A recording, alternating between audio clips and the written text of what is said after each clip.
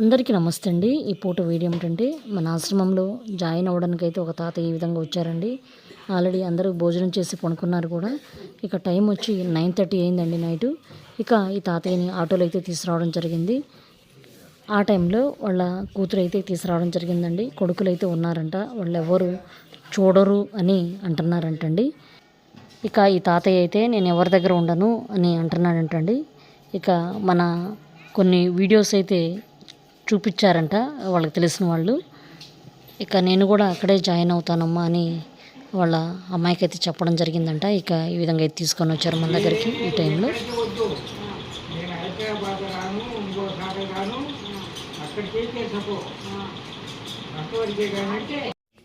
Okay అండి, ఈ తాతయ్య గురించి ఫుల్ వీడియో పెడతానండి, చూడండి.